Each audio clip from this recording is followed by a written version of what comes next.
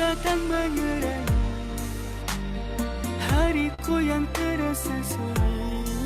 Oh Ramadan, berkahmu ku tunggu, angkat musibahku.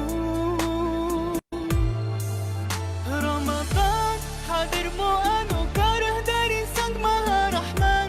Denganmu beribu-ribu dosa dihapuskan, semua amalan dilipat gandakan bagi umat Rasulullah. Ramadan, afdalu ma marra ala dunyana min ayyam, wa bihi nazala al-Qur'an ala khairil anam. Ramadan bihi al-bushra wa ma'al usri yusran wa hadha dhannuna billah. Halla al-hilal liya'lina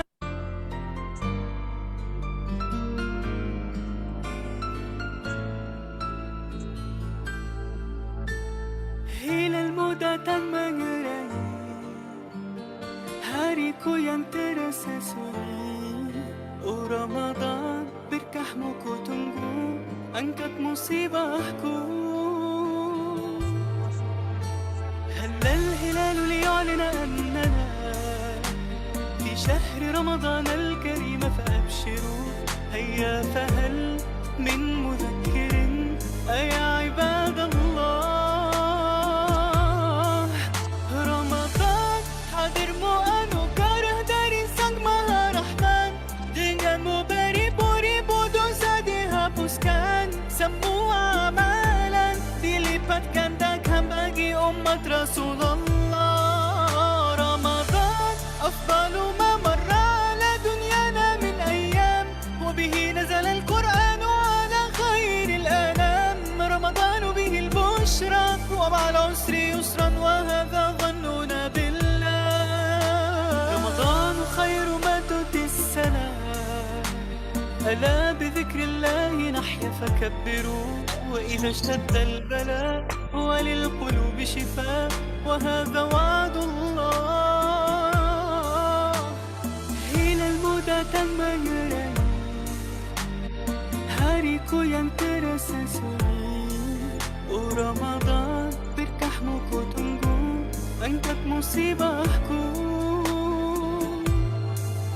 Ramadan, hadirmu anugerah dari Sang Maha Rahman.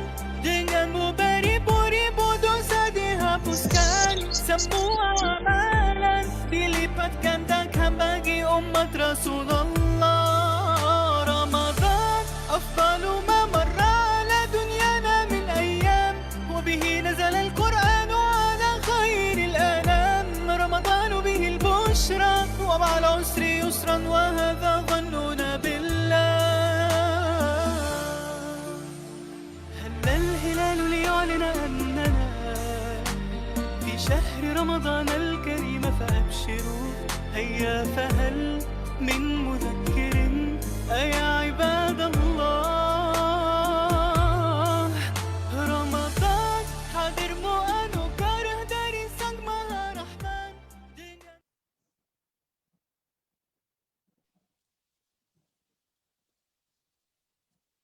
Bismillahirrahmanirrahim. Assalamualaikum warahmatullahi taala wabarakatuh. Bismillahirrahmanirrahim. Alhamdulillahi rabbil alamin, wassalatu wassalamu ala sayyidina maulana Muhammad wa ala alihi wa sahbihi ajma'in.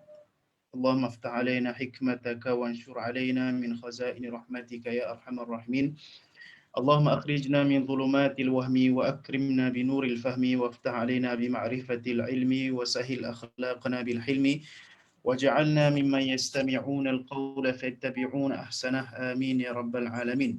اللهم صل صلاة كاملة وسلم سلاما تاما على سيدنا مولانا محمد الذي تنحل به العقد وتنفرج به الكرب وتقضى به الحوائج وتنال به الرغائب وحسن الخواتيم ويستسقى الغمام بوجه الكريم وعلى آله وصحبه في كل لمحة ونفس بعدد كل معلوم لك. Tuan-tuan sidang penonton, para asatizah, tuan-tuan guru, sidang pendengar, saudara-saudari yang dirahmati oleh Allah Subhanahu Wa Taala sekalian. Kita menyambung lagi pengajian ulum Quran kita dalam kitab An-Nuqayah atau Nuqayatul Ulum yang diterjemahkan oleh Ustaz Faiz sebagai Al-Lu'lu' wal Marjan fi Ulumil Quran. Kita masih lagi membincangkan tentang jenis-jenis Al-Quran dari sudut penurunan Al-Quran. Jadi kita telah sebutkan sebelum ni Al-Quran Karim diturunkan oleh Allah Subhanahu Wa Taala. Jadi penurunan itu adalah satu fi'il, perbuatan.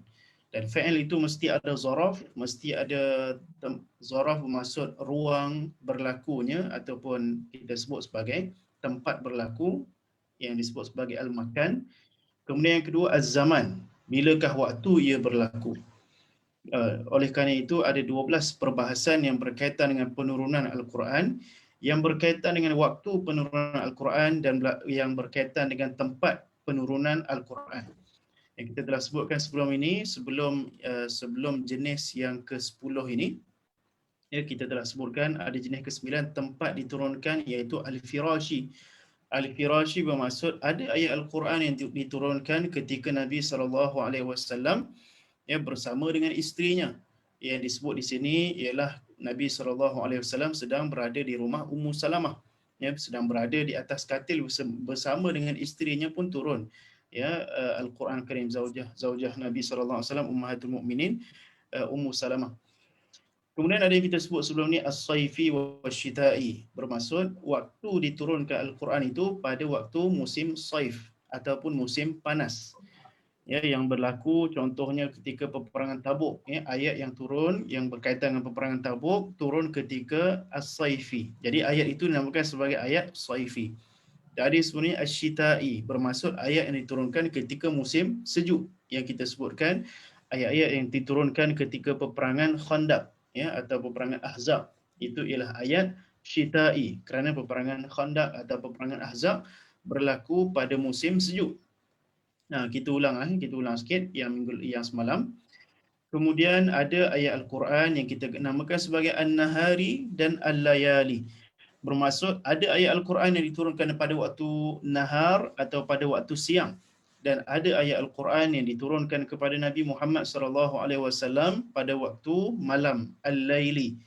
Contohnya Nabi SAW yang saya tak sebut semalam, ada satu ayat yang diturunkan pada waktu malam, iaitu inna fi khalqis samawati wal ardi wa ikhtilafil laili wan nahar la ayatin li ulil albab alladhina yadhkuruna Allaha qiyaman wa qu'udan wa ala junubihim, sehingga ke akhir ayat. Jadi itu antara ayat yang diturunkan kepada Nabi SAW pada waktu malam. Cuma dalam pembahagian nahari dan laili ataupun siang dan malam, banyak ayat yang diturunkan kepada Rasulullah SAW ialah pada waktu siang, dan hanya sedikit saja ayat yang diturunkan kepada Nabi SAW pada waktu malam. Kemudian tuan-tuan dan puan dirahmati Allah, ada ayat Al-Quran yang kita sebutkan sebelum ini sebagai Al-Hadari dan As-Safari.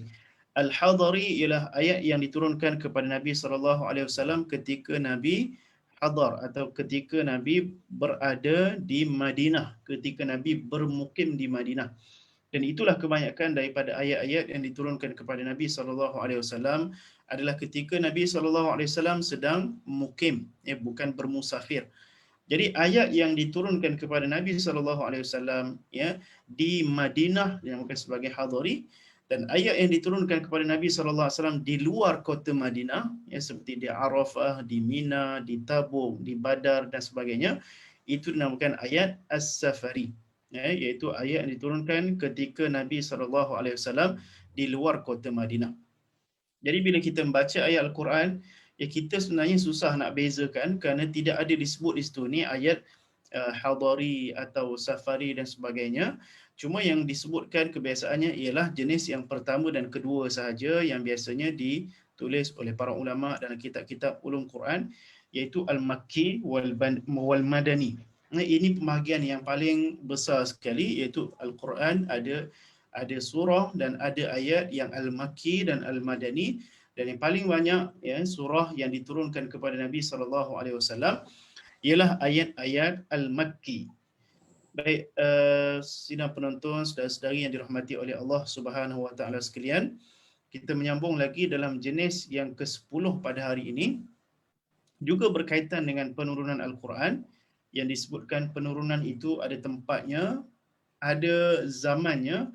Kali ini disebutkan peristiwa, iaitu sebab nuzul itu ialah berkaitan dengan peristiwa. Baik, asbab nuzul jenis yang ke-10, qala al-musannif rahimahullah nafa'ana bi'ulumi fid dharain amin.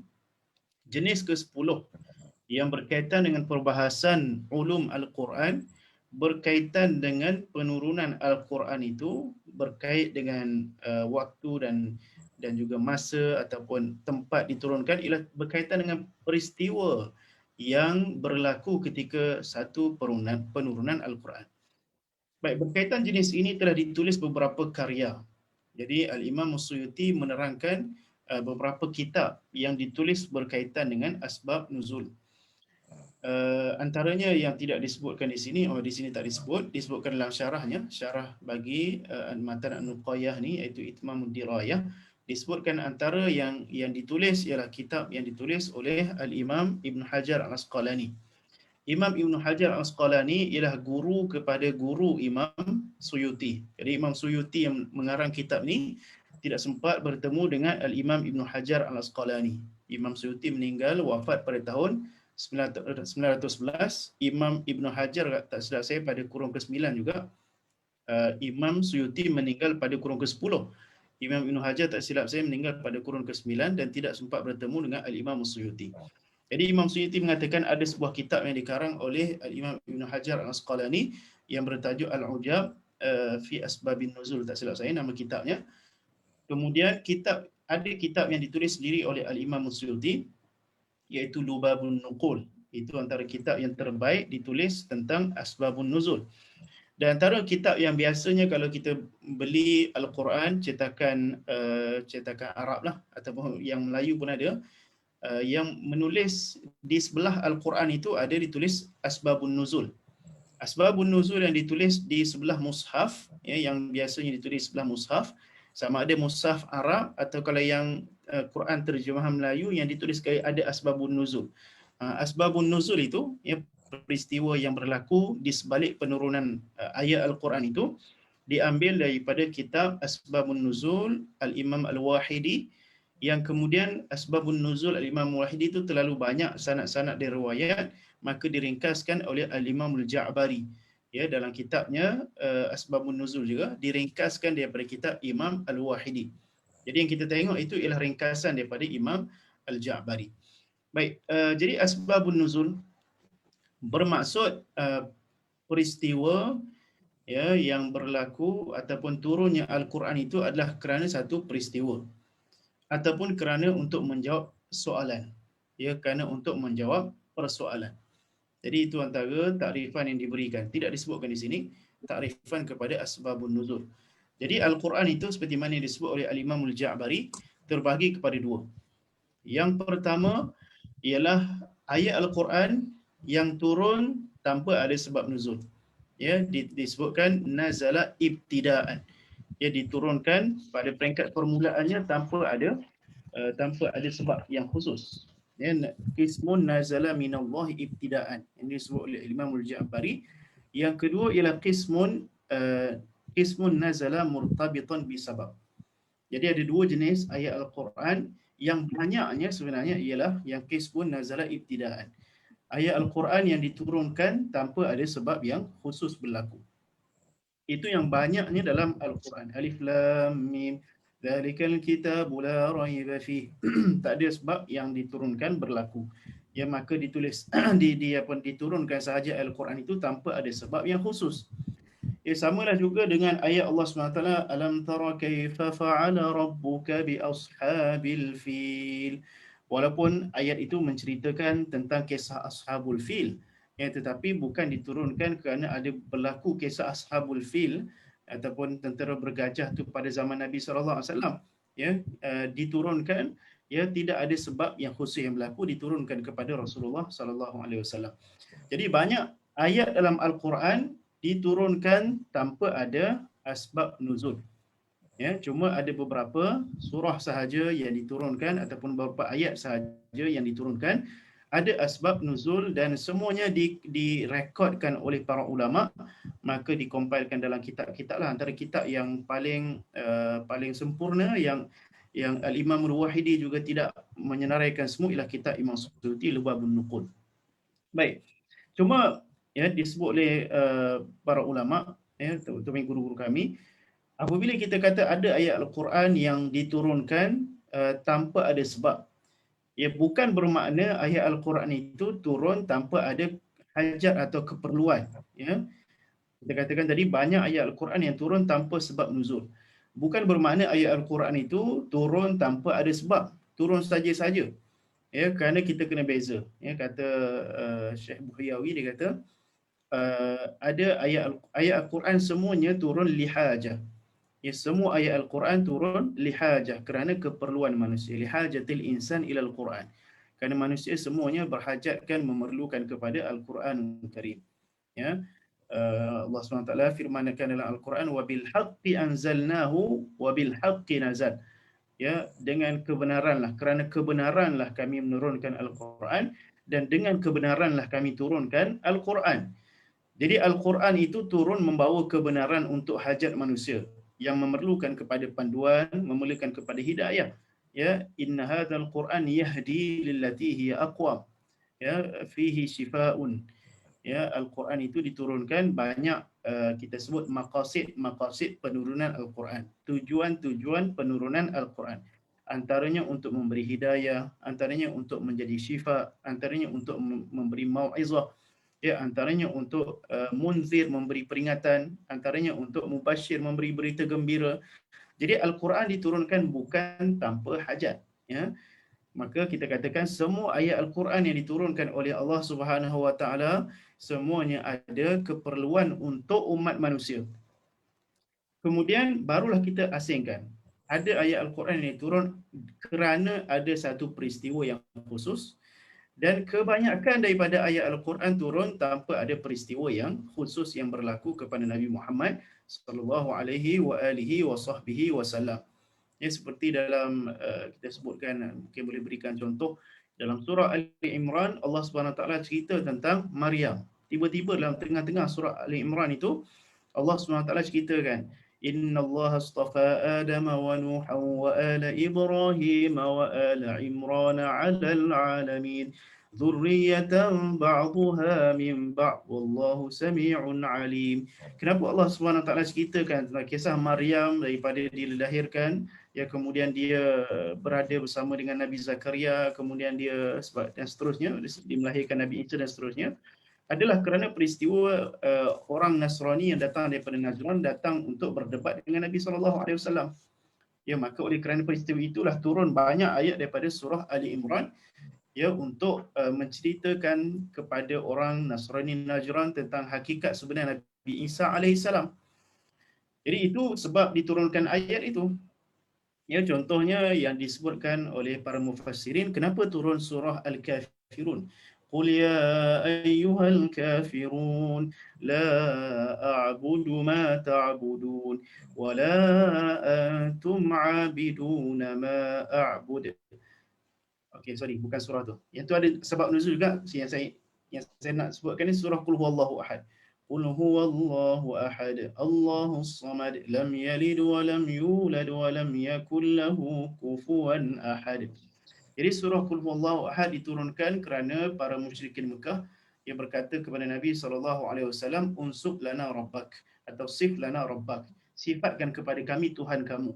Ya, maka turunlah ayat kepada Nabi SAW, Qul huwallahu ahad, katakanlah wahai Muhammad, Allah Subhanahu taala itu Esa, Allahus samad, lam yalid wa lam yulad wa lam yakul lahu kufuwan ahad. Yang tadi surah Al-Kafirun tadi turun kepada Nabi Muhammad SAW kerana juga para musyrikin Mekah berkata kepada Nabi SAW, bolehkah kamu sembah Tuhan kami, ya, dalam satu tempoh masa, kemudian kami pula sembah Tuhan kamu dalam satu tempoh masa. Maka turunlah satu ayat dalam surah Al-Kafirun supaya mengiklankan bahawasanya orang Islam ini tidak boleh sama sekali untuk tunduk dalam bab yang berkaitan dengan akidah. Maka kita kena pertahankan akidah, la a'budu ma ta'budun.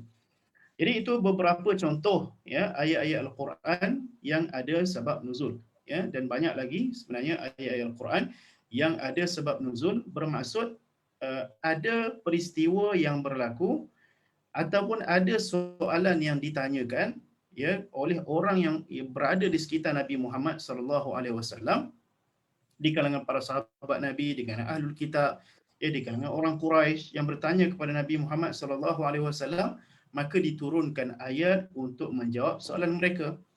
Ya, antaranya ayat-ayat yang bermula dengan yas'alunaka, yas'alunaka, mereka bertanya kepada kamu wahai Rasulullah.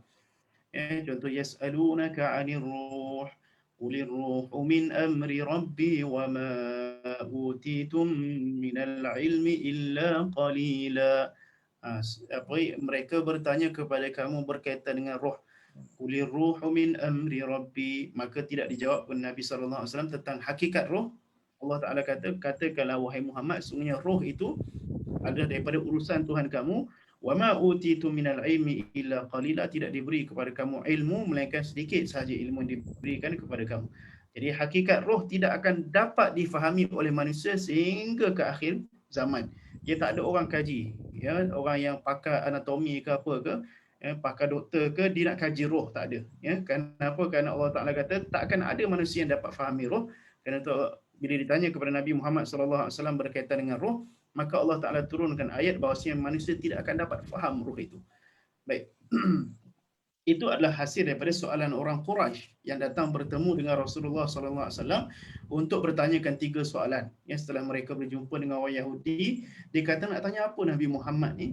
Maka orang Yahudi berkata kepada orang Quraisy, ya, di Mekah, kamu tanya di 3 soalan. Pertama tanya tentang Ashabul Kahfi, yang kedua tanya tentang Zulqarnain, yang ketiga tanya tentang roh. Maka ditanya kepada Nabi sallallahu alaihi wasallam, maka turunlah surah Al-Kahfi dan ayat yang berkaitan dengan roh.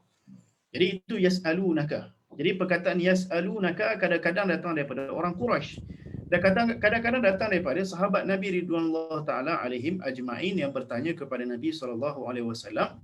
Ya, tetapi sahabat Nabi sangat sedikit bertanya kepada Nabi sallallahu alaihi wasallam kerana takut menjadi seperti umat yang terdahulu yang banyak bertanya kepada kaum mereka sehingga sehingga Allah Subhanahu Wa Taala membenci mereka seperti yang berlaku pada kisah Bani Israel. Baik. Kita sambung pembacaan kita dalam kitab. Berkaitan jenis ini, iaitu tentang asbab nuzul, telah ditulis beberapa karya. Dan apa yang diriwayatkan berkenaan dengannya dari para sahabat dihukum marfu', dan jika diriwayatkan tanpa sanad maka riwayat tersebut akan dihukum munqati'. Manakala jika diriwayatkan dari tabi'in maka ianya dikira sebagai mursal. Jadi Al-Imam Suyuti menyebut berkaitan dengan perbahasan, iaitu dari mana kita nak dapat asbabun nuzul ni, ya, daripada mana kita nak mencari asbabun nuzul. Maka dituliskan untuk kita mengetahui asbabun nuzul, maka kita perlulah merujuk kepada para sahabat Nabi ridwanullah ta'ala alaihim ajma'in.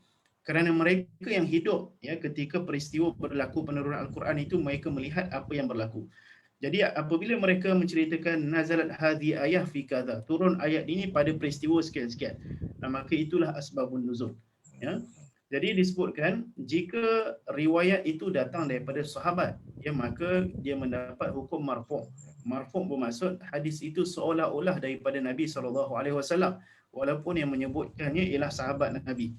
Walaupun yang bukan Nabi yang sebut turun ayat Quran ni kerana berlaku peristiwa sekian-sekian.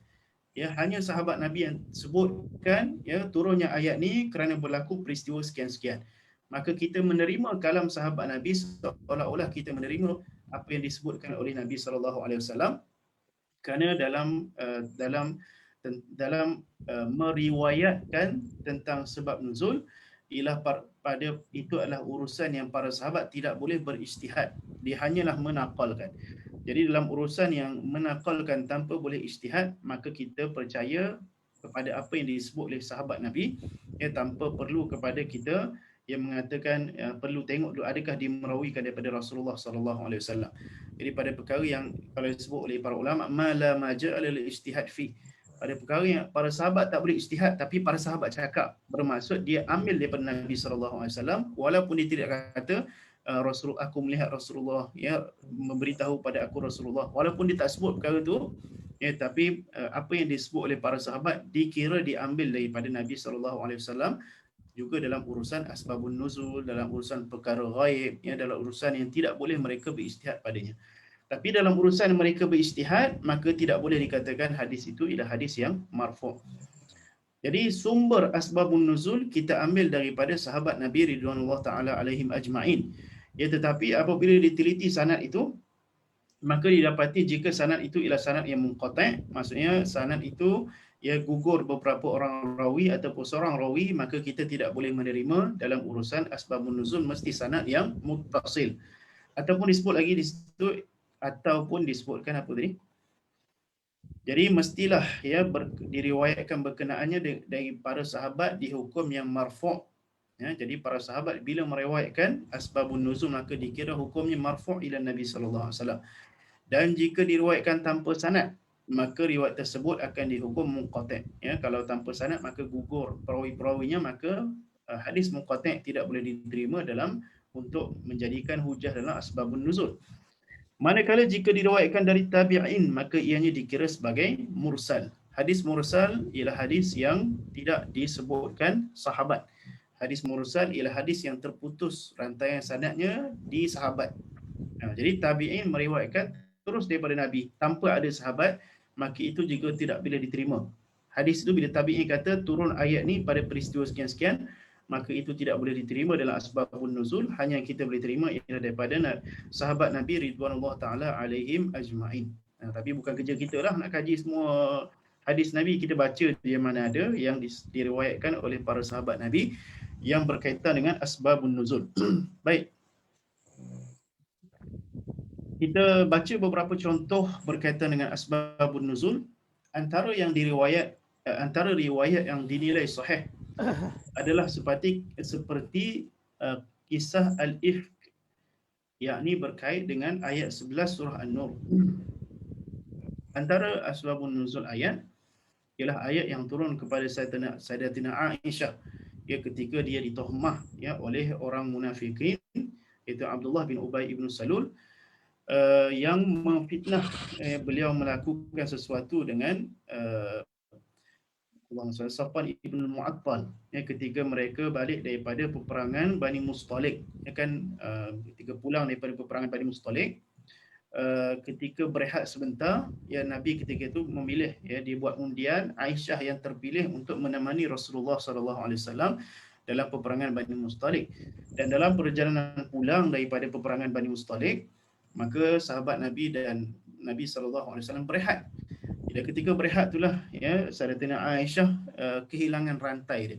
Kemudian dia keluar daripada haudash dia ataupun tempat duduk atas unta dia, dia keluar. Asalnya tempat tu tutup. Ya, jadi bila dia keluar orang tak perasan. Dia cari rantai dia ke mana, hilang. Kemudian ketika nak berangkat, Sayyidatina Aisyah masih mencari rantai lagi. Kemudian rombongan tu pun terus bergerak kerana diingatkan yang bawa unta yang bawa tu, ingatkan Sayyidatina Aisyah sudah ada di situ, kerana Aisyah ni ringan je. Jadi bila unta tu terus bawa haudash tu ataupun tempat duduk Aisyah atas unta tu, jadi para sahabat Nabi menyangka bahawasanya Sayyidatina Aisyah ada di situ. Dan teruslah berlalu kafilah dan meninggalkan Sayyidatina Aisyah keseorangan di tengah padang pasir. Kemudian seorang sahabat Nabi yang ditugaskan untuk dia tengok ada tak orang tercicir tertinggal, namanya Safwan ibn Mu'attal. Maka dia terjumpa Sayyidatina Aisyah yang keseorangan tengah tidur. Aisyah dia tahu dia ketinggalan, dia tidur. Kenapa? Kerana dia tahu ada orang akan cari dia. Kemudian sebut inna lillahi wa inna ilaihi raji'un, kata Safwan ibn Mu'attal. Kenapa kamu dah tertinggal kat sini dan sebagainya. Kemudian dia meletakkan Sayyidatina Aisyah di atas unta. Kemudian dia berjalan bawa unta sampai ke Madinah. Dan bila perkara itu dilihat oleh munafikin, maka orang munafik kata inilah berlubang kita nak memfitnah Sayyidatina Aisyah melakukan perbuatan yang tidak baik, ya, dengan sahabat Nabi. Maka tersebarlah perkara itu, ya, sehingga perkara itu menyebabkan Rasulullah SAW sangat duka cita, ya, kerana tidak tahu apa kebenaran. Akhirnya Allah Subhanahu Wa Taala menurunkan ayat dalam surah An-Nur yang membela Sayyidatina Aisyah, ya, daripada melakukan perbuatan yang tidak baik itu. Ya, kalau saya boleh kongsikan ayat Qurannya daripada surah An-Nur. ayat ke-11, firman Allah Subhanahu wa taala, innal ladzina ja'u bil ifki usbatum minkum la tahsabuhu syarran lakum bal huwa khairul lakum likulli imri'in minhum maktasaba minal its والذي تولى كبره منهم له عذاب أليم له عذاب عظيم. Ya, dan sehingga ayat ke-20 tak silap saya baca sikit ya, sambil saja nak baca Quran malam ni. لولا إذ سمعتموه ظن المؤمنون والمؤمنات بأنفسهم خيرا وقالوا هذا إفك مبين لولا جاءوا عليه بأربعة شهداء فإذ لم يأتوا بالشهداء فأولئك عند الله هم الكاذبون ولولا فضل الله عليكم ورحمته في الدنيا والآخرة لمسكم فيما أفضتم فيه عذاب عظيم إذ تلقونه بألسنتكم وتقولون بأفواهكم ما ليس لكم به علم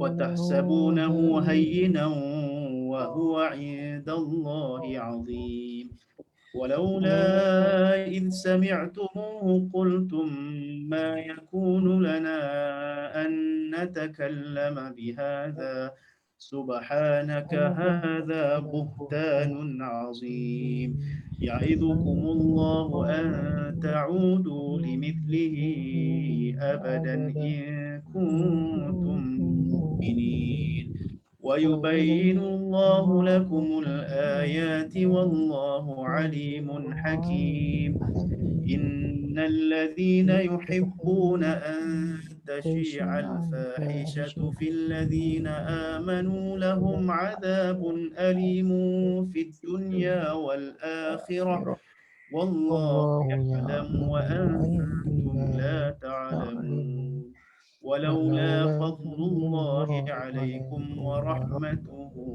وأن الله رؤوف رحيم. Sadaqallahul Azim. Jadi itulah ayatnya yang diturunkan untuk membersihkan Sayyidatina Aisyah radhiyallahu taala anhu daripada melakukan perbuatan yang didusta oleh orang munafikin. Dan surah inilah yang dikata oleh Syiah bahawa surah yang ditambah oleh Sayyidatina Aisyah. Dia kata orang Syiah kata Quran tu sepertiga je yang ada sekarang ni, 2/3 lagi disembunyikan oleh sahabat Nabi dan direka surah yang baru antaranya ialah surah An-Nur ini. Kalau tengok kalam-kalam orang Syiah, kenapa? Kerana mereka masih lagi mendusta Sayyidatina Aisyah melakukan perbuatan yang tidak elok. Baik, jadi itu ayat yang turun. Dakwaan Syiah tu juga salah, bermaksud ayat itu benar turun daripada Allah Subhanahu wa taala seperti mana yang diriwayatkan dalam Sahih Al-Imam Bukhari berkaitan dengan cerita hadisatul ifki ini. Baik, kita terus yang contoh yang seterusnya. Kemudian antara riwayat yang dinilai sahih adalah seperti kisah Al-Ifk, yakni berkaitan dengan ayat 11 surah An-Nur tadi. Okey. Kemudian seterusnya ialah yang berkaitan dengan sa'i, yakni berkaitan dengan ayat 157 dari surah Al-Baqarah. Baik, ayat ini ialah Allah SWT berfirman dalam surah Al-Baqarah, innas safa wal marwata min sya'airillah faman hajjal baita aw i'tamara fala junaha alaihi ay yattawwafa bihim. Maksudnya sesungguhnya Safa dan Marwah, ada qari ke di sini? Kalau saya nak minta seorang baca, siapa? Ada yang sudi baca ke? Kalau saya sebut ayat mana, surah mana? Nampak ada orang nak baca tadi. Tak ada pula ni, senyap pula ni. Cakap ana ya ustaz. Tak ada pula, senyap pula. Kalau ada nak baca, saya alu-alukan kerana saya ni kadang-kadang ada lahan. Kalau ada Siti Fakro ni, Ustaz Fakro ni boleh check saya baca ni betul ke tak betul ni. Baik. Terus lagi pada surah dalam surah Al-Baqarah ayat 157, innas safa wal marwata min sya'airillah. Sesungguhnya Safa dan Marwah itu ialah daripada syiar-syiar Allah. Maka sesiapa yang membuat haji, ya, hajjal baita, melakukan haji di Baitullah ataupun dia melakukan ibadah umrah, fala junaha alaih. Maksud fala junaha alaih maksudnya tidak ada dosa, tidak ada kesalahan untuk dia melakukan sa'i antara Safa dan Marwah. Okey, bila Allah SWT sebut dalam Al-Quran tidak ada kesalahan untuk dia sa'i antara Safa dan Marwah, maka ayat itu ya maksud dia ya seolah-olah bahasanya sa'i antara Safa dan Marwah ini tak mengapa buat, tak mengapa tinggal. Seolah-olah maksud dia begitu. Ya, maksud dia seolah-olah sa'i antara Safa dan Marwah ini tidak difardukan. Ya, kalau difahami daripada uslub ayat daripada ayat itu. Maka perkara ini menjadi satu kekeliruan kepada sahabat Nabi iaitu Urwah bin Zubair, anak saudara kepada Nabi SAW. Maka dia bertanya kepada ibu saudaranya iaitu Sayyidatina Aisyah radhiyallahu taala anha. Maka dia tanya dalam sebuah hadis. Okey, tidak disebutkan hadis, saya baca daripada Manahilul Urfan fi Ulumil Quran. Saya bacakan terjemahan ya. Jadi Urwah bin Zubair tanya kepada ibu saudaranya Ummul Mukminin Aisyah. Maka Aisyah yang memberi kefahaman kepada dia yang bermaksud Allah Subhanahu Wa Taala menafikan dosa dan kesalahan untuk orang yang melakukan sa'i, bukanlah bermaksud Allah Subhanahu Wa Taala menafikan kefarduan. Ya, tetapi Allah Subhanahu Wa Taala menafikan itu ya kerana pada orang Islam ya pada zaman dahulu sa'i antara Safa dan Marwah ini ialah perbuatan menyembah berhala. Kerana pada zaman jahiliah ya di Bukit Safa ada sebuah berhala yang namanya Isaf. Dan di Bukit Marwah ada satu berhala yang namanya Na'ilah. Jadi orang musyrikin zaman dulu ya sebelum daripada datang Islam, orang musyrikin sa'i antara Safa dan Marwah untuk mereka menyembah berhala iaitu Isaf dan Na'ilah tadi. Maka apabila zahirnya agama Islam, ya maka orang Islam pun rasa macam tak sedap hati nak tawaf antara Safa dan Marwah kerana ada berhala di situ. Walaupun telah dihancurkan setelah mana kedatangan Islam. Maka turunlah ayat fala junaha alaihi ayyattawafa bihima. Sesiapa yang melakukan haji dan umrah maka tidak menjadi kesalahan lagi untuk mereka bertawaf di situ. Itu bukan amalan jahiliah, tapi itu sebenarnya adalah salah satu daripada amalan-amalan haji atau rukun ataupun perkara yang menjadi rukun dalam rukun haji. Itu maksud ayat ini diturunkan kerana peristiwa tadi. Kerana peristiwa orang Arab jahiliah asalnya rasa tak senang nak bertawaf antara Safa dan Marwah, maka turunlah ayat itu. Okey, baik, itu ialah berkaitan dengan ayat 157 surah Al-Baqarah. Kemudian ayat hijab. Okey, yakni yang berkait dengan ayat 59 surah Al-Ahzab. Kemudian kisah solat di belakang maqam Ibrahim, yakni yang berkait dengan ayat 125 surah Al-Baqarah, dan kisah berkenaan ayat asa rabbuhu in talaqakunna an yubdilahu azwajan khairan minkunna muslimatin mu'minatin qanitatin taibatin abidat saihatin thayyibatin wa abkara. Ketiga-tiga ayat yang dituliskan ini sebenarnya adalah berkaitan dengan satu hadis yang berkaitan dengan muwafaqat Sayyidina Umar Ibn Khattab radhiyallahu taala anhu wa ardah. Okey, kalau saya boleh kongsikan hadisnya.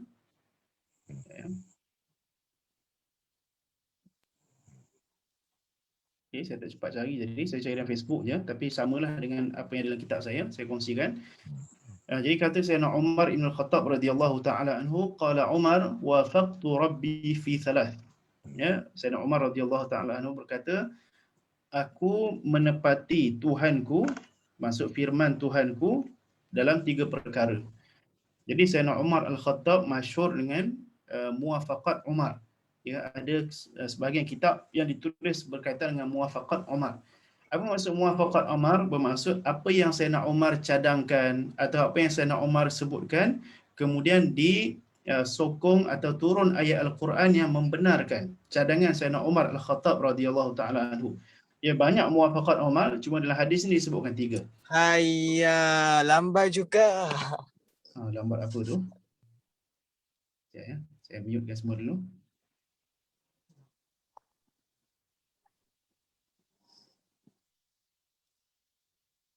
Baik, sambung lagi. Iklan tadi sekejap. Jadi Sayyidina Umar bin Khattab radhiyallahu taala anhu, Haiya, dia susah. sekejap ya.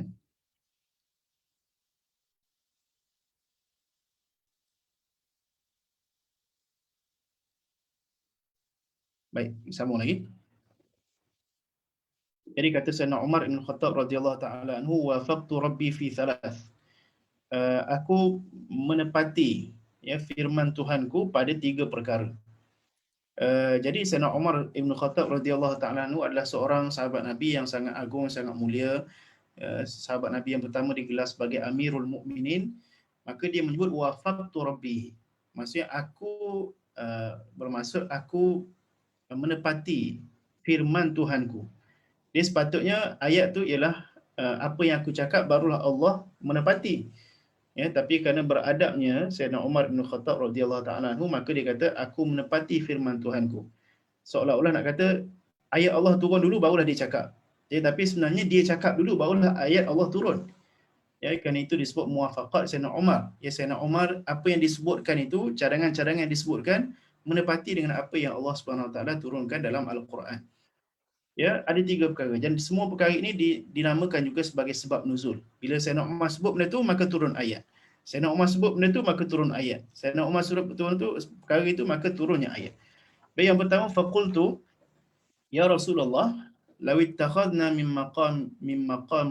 maqami Ibrahim musalla fa anzalat wattakhidhu min maqami Ibrahim musalla. Jadi satu hari Sayyidina Umar bin Khattab radhiyallahu taala anhu melihat para sahabat Nabi sedang bertawaf di Kaabah. Kemudian dia bagi cadangan kepada Rasulullah, wahai Rasulullah, kalaulah kita jadikan ya tempat maqam Ibrahim ini, maqam Ibrahim bukan bermaksud tempat Nabi Ibrahim disemadikan. Maqam Ibrahim bermaksud tempat pijak kaki Nabi Ibrahim alaihissalam ketika dia meletakkan batu asas Kaabah. Jadi tempat pijak itu ada kesan tapak kaki Nabi Ibrahim alaihissalam. Maka Sayyidina Umar radhiyallahu taala anhu memberi cadangan supaya tempat itu dijadikan sebagai tempat belakang itu dijadikan tempat sembahyang.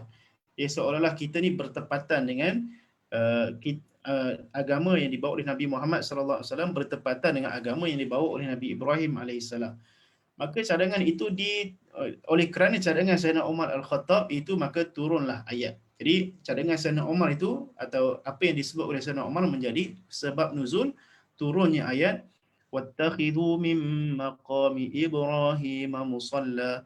Maka firman Allah SWT, jadikanlah maqam Ibrahim itu sebagai tempat sembahyang di belakang. Sebab tu selepas kita bertawaf, sunat untuk kita solat sunat tawaf di belakang maqam Ibrahim.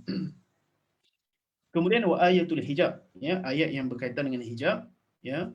Qultu ya Rasulullah law amarta, kata Sayyidina Umar Al-Khattab radhiyallahu ta'ala anhu, ya Rasulullah, law amarta nisa'aka an yahtajibna fa innahu yukallimuhunna al-barr wal fajir, fanazalat ayatul hijab. Maka turunlah kepada Nabi sallallahu alaihi wasallam ayat hijab, iaitu ayat dalam surah Al-Ahzab ayat ke-59. Okey, saya tak nak ceritakan panjang yang ni. Kemudian yang ketiga adalah ayat yang berkaitan dengan dalam surah At-Tahrim, iaitu wajtama'an nisa'un Nabi sallallahu alaihi wasallam fil ghairah alaihi faqultu lahunna asa rabbahu in talaqakunna ayyubdilahu azwajan khairan minkunna fa unzilat hazil ayah. Jadi ayat yang surah yang ketiga ni, muwafaqat Umar yang ketiga, ialah apabila Nabi sallallahu alaihi wasallam berasa terkilan dengan perbuatan daripada Hafsah dan Sayyidatina Aisyah radhiyallahu taala anha, seperti yang disebut dalam asbabun nuzul surah At-Tahrim. Maka Sayyidina Umar pun pergi jumpa dengan Hafsah, kerana Hafsah tu anak dia sendiri. Dia kata, kalaulah kamu buat begini, Rasulullah akan mentolakkan kamu.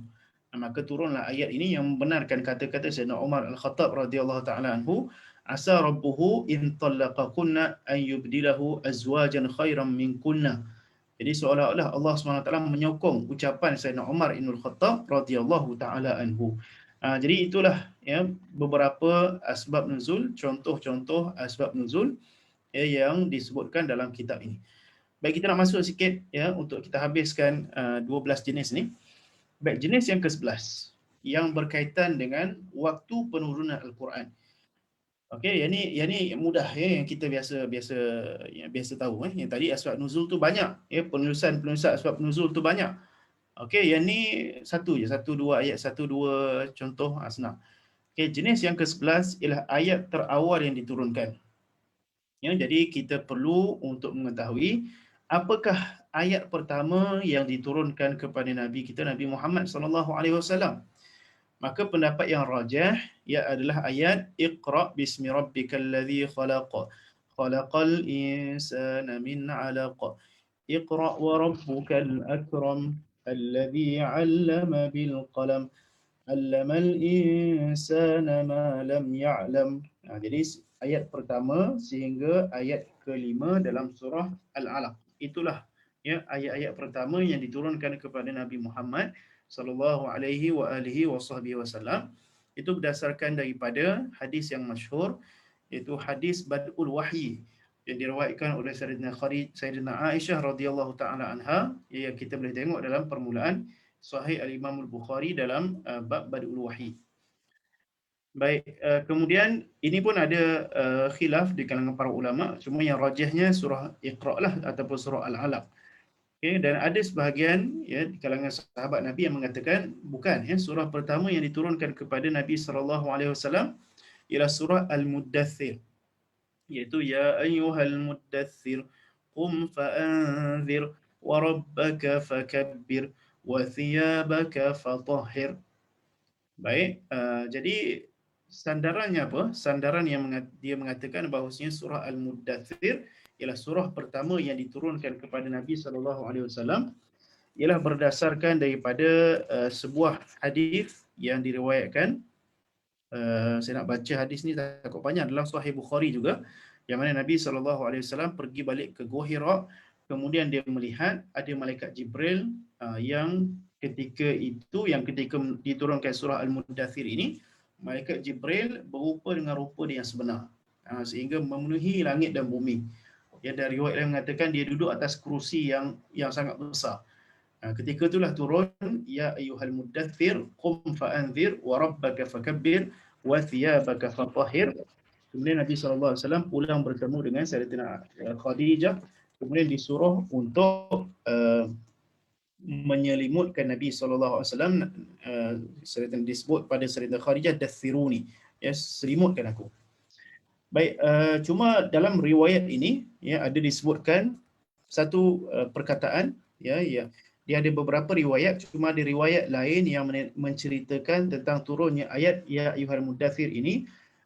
Ada ayat mengatakan fa idzal malakul ladzi ja'ani bihara qa'idun ala kursiyyin bainas sama'i wal ard. Jadi ini adalah riwayat dalam Sahih Bukhari juga. Fa anzalallahu ya ayyuhal muddathir. Jadi Nabi SAW mengatakan tiba-tiba datangnya malaikat yang aku pernah tengok di Gua Hira dulu. Jadi kali ini Nabi SAW tidak bertemu dengan malaikat Jibril di Gua Hira, tapi dia berada disebut di situ dalam riwayat sebelum ini fastabtantul wadi, bermaksud aku berada di tengah-tengah wadi. Dia nak pergi balik ke Gua Hira, tapi belum sampai ke Gua Hira dia berjumpa dengan malaikat yang pernah ditengok di Gua Hira. Jadi sabitlah bahawasanya Nabi SAW pernah tengok malaikat Jibril kali pertama di Gua Hira ketika penurunan surah Al-Alaq. Ya, jadi ya ayyuhal muddathir ialah ayat kedua yang diturunkan kepada Nabi SAW, bukan ayat yang pertama. Cuma yang dimaksudkan ayat pertama diturunkan, kata para ulama, ialah ayat pertama yang diturunkan setelah terputusnya wahyu. Ya, kerana setelah diturunkan kepada Nabi SAW Iqra bismi rabbikal ladzi khalaq, maka berlaku terputus kejap penurunan wahyu sehingga Nabi tertunggu-tunggu bila nak turun wahyu pula. Ya, ada para ulama kata 3 bulan, ya, sehingga ada setengah ulama kata 3 tahun. Ya, terputusnya wahyu barulah turun semula ya ayyuhal muddathir qum fa'anzir wa rabbaka fakabbir. Ya, dan sebagian para ulama kata surah Al-Alaq ia turun untuk mengatakan Nabi dibangkitkan menjadi seorang Nabi, belum jadi Rasul, kerana belum ada suruhan untuk menyampaikan agama. Ya, hanyalah Iqra bismi rabbikal ladzi khalaq, hanya menyatakan tentang Tuhan. Rabbika ialah Allah, ya, khalaqal insana min 'alaq, Iqra wa rabbukal akram alladhi 'allama bil qalam 'allamal insana ma lam ya'lam. Ya, tetapi ayat yang kedua diturunkan kepada Nabi Muhammad sallallahu alaihi wasallam itu ayat daripada surah Al-Muddathir, yang ni dia kata qum fa'anzir, bangunlah dan berilah peringatan. Bermaksud ayat yang kedua ini barulah Nabi sabit menjadi seorang rasul yang menyampaikan wahyu kepada orang lain. Ya. Ya, tapi perkara ini juga ada khilaf di kalangan para ulama, kerana setelah daripada turun Iqra itu sendiri, Nabi sallallahu alaihi wasallam telah menyampaikan agama ini kepada keluarga Rasulullah sallallahu alaihi wasallam. Baik, itu berkaitan dengan ayat pertama yang diturunkan kepada Rasulullah sallallahu alaihi wasallam di Mekah. Manakala ketika di Madinah pula adalah ayat wailun lil mutaffifin. Okey, jadi ayat wailun lil mutaffifin ialah ayat pertama yang diturunkan kepada Nabi sallallahu alaihi wasallam ketika Nabi berada di Madinah. Ya, cuma bila kita tengok dalam tafsir surah Al-Mutaffifin, para ulama khilaf, adakah surah Mutaffifin ni surah yang terakhir turun di Mekah ataupun surah pertama yang turun di Madinah. Ya, cuma yang disebutkan di sini ialah ia adalah surah pertama yang turun di Madinah. Kemudian dikatakan surah pertama yang diturunkan di Madinah ialah surah Al-Baqarah. Itu kata qil lah, kata qil maksud pendapat yang dhaif. Ini cuma pendapat yang dipilih oleh Imam Suyuti, bermaksud ayat pertama yang turun di Madinah ialah surah Wailul lil Mutaffifin. Jadi ayat pertama yang turun di Mekah surah apa? Surah Iqra bismi rabbikal ladzi khalaq, surah Al-Alaq. Surah apa yang mula-mula turun di Madinah? Surah Wailul lil Mutaffifin. Dan surah apa yang kedua turun di Mekah ialah surah Ya Ayyuhal Muddathir. Baik, kita pergi kepada tadi penurunan Al-Quran dari surah yang paling awal. Sekarang kita tengok pula penurunan Al-Quran yang paling hujung sekali. Apakah ayat terakhir yang diturunkan kepada Nabi Muhammad sallallahu alaihi wasallam? Dikatakan ayat terakhir yang diturunkan kepada Nabi Muhammad sallallahu alaihi wasallam ialah ayat Al-Kalalah. Yastaftunaka qulillahu yuftikum fil kalalah in imru'un halaka laysa lahu, dan seterusnya. Itu ayat terakhir dalam surah An-Nisa. Dikatakan ini ayat terakhir yang diturunkan kepada Nabi Muhammad sallallahu alaihi wasallam. Tetapi Al-Imam Az-Zurqani mengatakan ini sebenarnya adalah ayat terakhir yang diturunkan dalam bab mirath atau dalam bab saka. Jadi ayat terakhir yang diturunkan tapi ada muqayyad yang berkaitan dengan bab saka. Jadi ayat inilah ayat kalalah. Kemudian dikatakan ayat terakhir yang diturunkan ialah ayat riba, iaitu ayat 278 surah Al-Baqarah, ya ayyuhallazina amanu taqullaha wa dharu ma baqiya minar riba in kuntum mu'minin fa illam taf'alu fa'dhanu biharbin minallahi wa rasulih. Itu ayat yang berkaitan dengan riba, yang mana selepas ayat itu ialah ayat wattaqu yawman turja'una fihi ila Allah thumma tuwaffa kullu nafsin ma kasabat wa hum la yuzlamun. Jadi ada yang kata ayat riba, dan selepasnya adalah dikatakan juga ayat wattaqu yawman turja'una fihi ila Allah. Baik, dan Imam Suyuti mengatakan ayat ni sebenarnya turun sekali. Ayat riba dan ayat wattaqu yawman turja'una fihi ila Allah diturunkan sekaligus, kerana dua ayat itu ialah ayat yang berturutan. Jadi inilah ayat yang diturunkan. Ayat terakhir yang disepakati ataupun disepakati oleh jumhur ulama, inilah ayat yang terakhir diturunkan kepada Nabi SAW, kerana ada satu riwayat yang sahih yang mengatakan bahawasanya apabila turunnya ayat wattaqu yawman turja'una fihi ila Allah thumma tuwaffa kullu nafsin ma kasabat wa hum la yuzlamun, maka berlalu 9 hari, 9 layalin 9 malam, kemudian wafatlah Rasulullah sallallahu alaihi wasallam. Jadi ayat ini wattaqu yawman turja'una fihi ila Allah ialah ayat yang bila ditengok riwayat itulah tempoh waktu yang paling dekat dengan jarak kewafatan Nabi kita Nabi Muhammad sallallahu alaihi wasallam, iaitu 9 hari. Maka tidak diriwayatkan mana-mana lagi ayat Al-Quran yang turun kepada Nabi Muhammad sallallahu alaihi wasallam yang selepas daripada 9 hari itu. Jadi riwayat ini sabitlah mengatakan ini ayat terakhir yang diturunkan kepada Nabi Muhammad sallallahu alaihi wasallam sebelum Nabi wafat. Kalau kita tengok dalam ayat ni, disebut oleh Al-Imam Zurqani, ayat ni pun ada makna-makna yang menunjukkan kepada kita bahawasanya itulah penghujung kehidupan Rasulullah sallallahu alaihi wasallam. Seolah-olah Allah Subhanahu Wa Taala memberi peringatan kepada Nabi Muhammad sallallahu alaihi wasallam dan untuk disampaikan kepada semua umat manusia, takutlah kamu ya kepada yauman, satu hari yang kamu semua akan kembali kepada Allah. Kemudian summa tuwaffa kullu nafsin ma kasabat wa hum la yuzlamun. Kemudian akan disempurnakan kullu nafsin bima kasabat, ya, setiap manusia itu apa yang dia kerjakan, bermaksud semua itu akan dibalas di akhirat nanti atas apa yang dia kerjakan. Wahum la yuzlamun, kerana Allah tidak zalim kepada sesiapa. Jadi ayat ini ayat terakhir kerana dia memberi peringatan kepada kita tentang inna lillah wa inna ilaihi raji'un. Kita ni milik Allah dan kita semua akan kembali kepada Allah Subhanahu wa taala. Ya, jadi ayat-ayat kata ayat riba, ayat hutang, itu ayat yang sebelum daripada ayat ini, maka ayat ini adalah ayat terakhir yang diturunkan kepada Nabi Muhammad sallallahu alaihi wasallam. Ada yang dikatakan ayat terakhir ialah ayat dari surah Al-Bara'ah atau surah At-Taubah. Okey, maka disebut oleh Imam Al-Zurqani, ayat terakhir dari surah Al-Bara'ah ini itu bermaksud bukan ayat terakhir yang diturunkan kepada Rasulullah sallallahu alaihi wasallam, tetapi bermaksud ayat terakhir daripada surah Al-Bara'ah itu sendiri, ya, tapi bukan ayat terakhir yang diturunkan kepada Nabi sallallahu alaihi wasallam. Dikatakan juga akhir ayat yang diturunkan ialah akhir surah yang diturunkan ialah surah An-Nasr. Ya, sebagian para ulama kata benar, ya.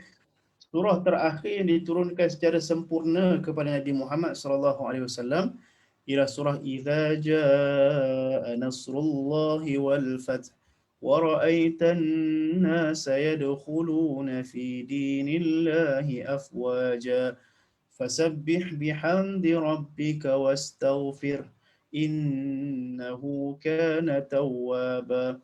Apabila datangnya pertolongan Allah dan pembukaan kemenangan, idza jaa nasrullahi wal fath wa ra'aitan nas, dan kamu melihat wa Rasulullah yadkhuluna fi dinillahi afwaja. Manusia dikatakan an-nas itu ialah semua orang Arab masuk ke dalam agama Islam. Semua orang Arab, semua kabilah Arab, sebenarnya tanah Arab semuanya masuk Islam. Fasabbih, maka bertasbihlah kamu, bihamdi rabbika, wastaghfiru, dan istighfarlah kamu kepada Allah, innahu kana tawwaba. Apabila mendengarnya ayat Al-Quran ini diturunkan kepada Nabi Muhammad sallallahu alaihi wasallam, maka menangislah Sayyidina Umar, ya, kerana Sayyidina Umar kata tidak akan sempurna satu perkara melainkan selepas ini akan tidak ada. Sempurna satu perkara, maka mula syai'un illa wa naqas. Ya, tidak sempurna satu perkara, lepas ini dia akan berkurang. Maka Sayyidina Umar telah tahu bahawasanya ayat ini diturunkan untuk memberi isyarat bahawasanya Nabi sallallahu alaihi wasallam akan diwafatkan oleh Allah Subhanahu wa taala. Jadi ayat ini menyebabkan sebahagian sahabat Nabi menangis, tapi sebahagian sahabat Nabi gembira kerana berlaku kemenangan terhadap orang Islam. Baik, jadi itu yang akhirnya dikatakan surah Bara'ah. Jadi surah Bara'ah ialah surah yang terakhir diturunkan dalam bab yang berkaitan dengan jihad ataupun qital. Ya, adapun surah terakhir yang diturunkan kepada Nabi Muhammad sallallahu alaihi wasallam ialah surah An-Nasr, dan ayat terakhir yang diturunkan kepada Nabi sallallahu alaihi wasallam ialah ayat wattaqu yawman turja'una fihi ila Allah thumma tuwaffa kullu nafsin ma kasabat wa hum la yuzlamun. Jadi bila kata yang terakhir, bermaksud selepas itu tidak ada lagi Rasulullah sallallahu alaihi wasallam, yang tinggal adalah hadis Nabi dan juga ayat Al-Quran yang masih ada supaya kita berpegang dengannya pada hari ini, ya, supaya kita menangisi pemergian Rasulullah sallallahu alaihi wasallam. Bila kita belajar tentang akhir ayat diturunkan, maka ingatlah bila akhir selepas itu tidak ada lagi Rasulullah sallallahu alaihi wasallam di alam ini. Rasulullah sallallahu alaihi wasallam berada di alam yang lain, alam barzakh. Ya, cuma kita, Allah SWT kata wa'lamu anna fiikum Rasulullah, ketahuilah sesungguhnya pada diri kamu itu ada sunnah Rasulullah, ada akidah yang diajar oleh Rasulullah, ada iman yang diajar oleh Rasulullah. Itu yang kita perlu berpegang, ya, kepada sunnah Rasulullah sallallahu alaihi wasallam. Baik, cukuplah dulu untuk hari ini. InsyaAllah, ya, pada hari esok kita akan sambung lagi tentang di antara sekalian jenis-jenis tersebut lagi adalah yang merujuk kepada sanad. Ini bab yang baru berkaitan dengan pembahagian ulum Al-Quran berkaitan dengan sanad Al-Quran itu sendiri. Wallahu subhanahu wa ta'ala a'la wa a'lam wa a'azz wa ajal. Wa sallallahu ala sayyidina Muhammad wa ala alihi wa sahbihi wa baraka wasallam walhamdulillahi rabbil alamin. Bismillahirrahmanirrahim. Alhamdulillahi Rabbil Alamin wassalatu wassalamu ala Sayyidina Maulana Muhammad wa ala alihi wa sahbihi ajma'in. Allahumma anfa'na bima 'allamtana wa 'allimna alladhi yanfa'una wa zidna ilman. Sallallahu ala Sayyidina Muhammad wa ala alihi wa sahbihi wa sallam. Alhamdulillahi Rabbil Alamin. Assalamualaikum warahmatullahi wabarakatuh.